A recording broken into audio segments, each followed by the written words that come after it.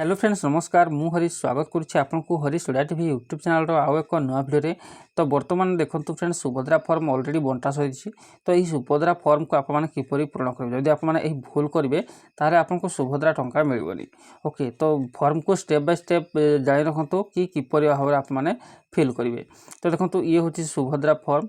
तो ये सुभद्रा फॉर्म सर्वप्रथम रही सुभद्रा महिला और शिशु विकास विभाग ओडिशा आवेदन पत्र यही फॉर्म संपूर्ण मागणार उपलब्ध। ओके तो निजर अंगनवाड़ी केन्द्र में संपूर्ण मागणार ही उपलब्ध होची।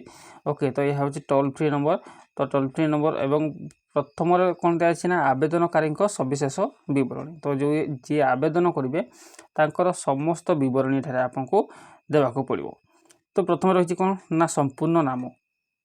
तो संपूर्ण नाम आधार अनुजाई तो आपको आधार कार्ड रे जो ना अच्छी तो सही ना को यही बॉक्स भितर ही आपको लिखा पड़ो।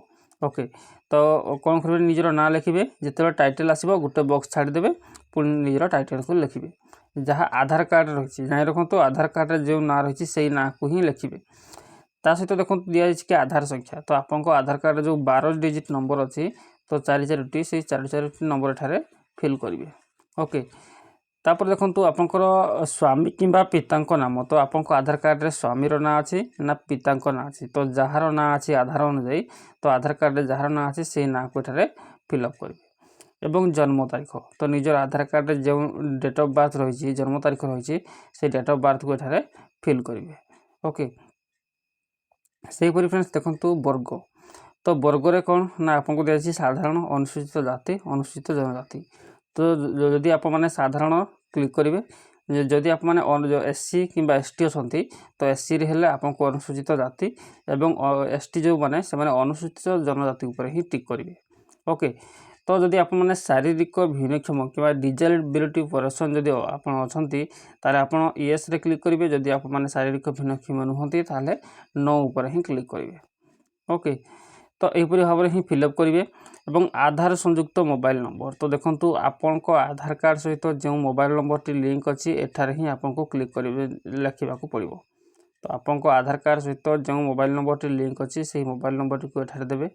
देन विकल्प मोबाइल नंबर तो आपणकर निज घर जेकोसी नंबर गोटे एठार आप मैंने लिखिपारे कौन सी असुविधा ना सेपरी निजर डिस्ट्रिक्टर ना लिखे एठार। ओके तो जमी मु अनुगुल तो मु अनुगुल ही लिखिदेवी एठार। तो यहपरी भाव में ही लिखे जदि फ्रेंड्स आप मैंने 10 नंबर कहूँ कि ग्रामांचल निमंते जदि आप मैंने गाँव रू बिलंग कर आप मैंने कौन करेंगे ना एठारे निजर समस्त जिन को फिलअप करेंगे। जदि आप मैंने सहरांचल बिलंग कर तो एठारे निजर ward number urban local body एवं सहर नगर ना लिखे।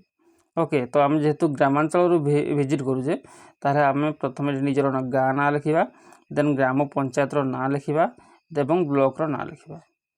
यही जो 11 नंबर टी को आम कौन करवा ना छाड़देवा। जो मैंने सहरांचल विजिट रोचे तो से 10 नंबर को छाड़देवे 11 नंबर को ही फिलअप करेंगे।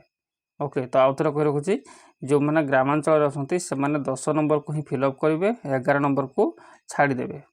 आ जो मैंने सहरांचल अच्छा से सहरांचल आड्रेस लिखे एवं ग्रामांचल को एठारे कौन करेंगे ना छाड़देवे।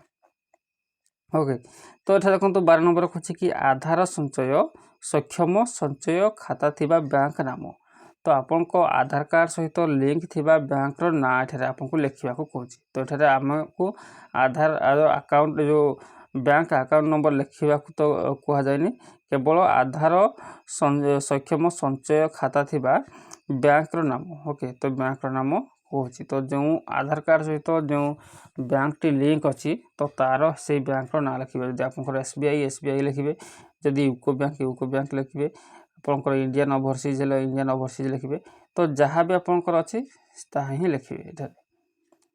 तो देखो भाग ख घोषणानामा तो द्वितीय कौन रही ना ये कहे कि मुझे द्वारा घोषणा करुँच जे पूर्व पृष्ठार उल्लिखित तथ्य मोर ज्ञान अनुजाई सत्य अटे मो ज्ञात जे कौन मिथ्या प्रमाणित हेले यह आवेदन को प्रत्याख्यान कर एवं आईनगत कठोर कार्यानुष्ठान ग्रहण कर दयाकोरी प्रযোज्य स्थान में चिन्ह मारतु। तो देखो ये जो रही जी भी टिक मारे ये समस्त जगह ही आपको टिक मारे पड़ो। जदि आप कौन भी इन एलिजिबल अच्छा टिक मारी पारे ना ताहले आपण एही सुभद्रा योजनारू कटिଯିବେ। तो सर्वप्रथम कौन कही ना मु ओडिशार बासिंदा अटे। तो आप ओडिशार बासिंदा अछंती कौन करेंगे ना यार ऊपर ही टिक मारे। एवं 1 जुलाई 2024 सुधा मोर बयस 21 वर्ष किंबा ताठारू अधिक एवं 60 वर्षरू कम अटे। जदि आपंकर 1 जुलाई 2024 सुधा 21 वर्ष होची ताले आपण टिक करेंगे कि 60 वर्षरू जदि कम ताले मते टिक करेंगे। जदि 60 वर्षरू अधिक होची ताले आपनको एटा टिक करिवार किसी आवश्यक नाही। एवं आपण माने सुभद्रा पय मध्ये इन एलिजिबल। एवं तृतीय देखंतु मु कोनसी राज्य किंबा केंद्र सरकार योजना अधीन 1500 टंका अथवा तदुर्ध किंबा वार्षिक 18,000 टंका अथवा तदुर्ध आर्थिक सहायता राशि पाउना है। तो देखो ये जो दि जाए 3 नंबर टिक मारे एवं कौन है जो सीआरपी अंगनवाड़ी दीदी किंबा आपन जो सपोर्ट स्टाफ जिते भी अच्छा तो से आवेदन करें। तो यार किसी भैल्यू नहीं किंतु जेहेतु प्रथम यह घोषणा करा तो जो मैंने 1500 रू 18,000 भितर पाउथिबे कि अधिक पाउथिबे से माने आवेदन करें ना। किंतु जो नुआ निर्देशावली आसीथिला तो से निर्देशावली रे अंगनवाड़ी दीदी आशाकर्मी सपोर्ट स्टाफ माने ही आवेदन करें। तो निर्देशावली रे जो मानकर ना रही से माने एठा टिक मारी पारिबे कौन असुविधा नहीं। एवं अन्य माने एठा टिक मारिकी माने राज्य किंबा केंद्र सरकार ठारू पाउछंती दरमा तो से आवेदन करें नहीं। तो ये रही मु किंबा मो परिवार रे कौन सदस्य वर्तमान किंबा पूर्वतन सांसद एमपी किंबा विधानसभा सदस्य एमएलए नुहंती। ओके तो जब आपण परिवार किए एमपी किंबा एमएलए थांती ताले आपण आवेदन करें ना। जदि कहीं ना ताले आपण टिक मारे। ओके मु किंबा मो परिवार कौन सदस्य आयकर दाता नुहंती। तो आपण परिवार जदि इनकम टैक्स पे कर आवेदन करें ना। जदि इनकम टैक्स पे करना आवेदन करें। मु किंबा मो परिवार कौन सदस्य कौन सहरांचल स्थानीय संस्था किंबा पंचायतराज अनुष्ठान जड़े निर्वाचित जनप्रतिनिधि नुहंती वार्ड मेंबर काउंसिलर व्यतीत। ओके तो जदि आप वार्ड मेंबर काउंसिलर अच्छा ताहले आप माने आवेदन करें। किंतु यह छड़ा अन्य कौन सदस्य होते पंचायत प्रतिनिधि हिसाब से तो आप माने आवेदन करें ना। मु किंबा मो परिवार कौन सदस्य भारत सरकार किंबा राज्य सरकार कौन अंडरटेकिंग अथवा बोर्ड अथवा स्थानीय संस्था अथवा विभाग नियमित किंबा स्थायी किंबा चुक्तिभित्तिक कर्मचारी भाव में नियुक्त नुहंती अथवा अवसर पर पेंशन पाऊना। तो यहपरी भाव में आपने पढ़ी ने। मु किंबा मो परिवार कौन सदस्य भारत सरकार कौन सरकारी विभाग उद्योग अथवा बोर्ड अथवा संगठन अथवा राज्य सरकार जड़े निर्वाचित मनोनीत किंबा नियुक्त प्रतिनिधि नुहंती। ओके तो आपंकर जहाँ भी एलिजिबल तो ये कही रखुच्छी कि जो टिक मारिबा सबू बॉक्स रे आप टिक मारे ताहले जाकि आप माने सुभद्रा पई एलिजिबल। ओके तो प्रत्येक बॉक्स रे ही टिक मारिबा को पड़िबो। पर देखंतु फ्रेंड्स रही भाग गो एतद व्यतीत मु निम्नलिखित पई सम्मति जणाउछि। तो सरकार को आपनको परमिशन ही देवा को पड़िबो। तो से देखो सर्वप्रथम रही मोर प्रमाणीकरण मान्यता पाइबा UIDAI रु मोर आधार नंबर एवं जनसंख्या विवरणी हासिल निमंते मु ओडिशा सरकार को अनुमति प्रदान करुछि। एही उद्देश्य पई निजको प्रमाणीकरण करिबारे मोर कोनोसी आपत्ति नाही एवं संपूर्ण भाव ज्ञात जे एही सूचना केवल उपरोक्त उद्देश्य रे व्यवहृत हेबो। ओके तो आपनको आधार कार्ड पई आपण आधार नंबर रे निजर डिटेल्स बाहर करिया पई आप मैंने ओडिशा सरकार को निजर परमिशन देवे। ओके या सहित देखो मोर अतिरिक्त ATM कम डेबिट कार्ड जारी करने मोर आधार सहित मो बैंक अकाउंट रक्षणाबेक्षण करुवा बैंक को परामर्श देवाई मु ओडिशा सरकार को अधिकार देउछि। तो आपको जो सुभद्रा ATM कार्ड मिलिबो से ATM कम डेबिट कार्ड पई आप माने सरकार को परमिशन देवा को पड़िबो। ओके या सहित ओडिशा सरकार को डीबीटी प्राप्त करने पाई मु मोर आधार सहित मो बैंक अकाउंट को NPCI मैपर सहित संयोग करने को मोर सम्मति देउछि। ओके तो जानि रखंतु ये सब ही करने पड़िबो।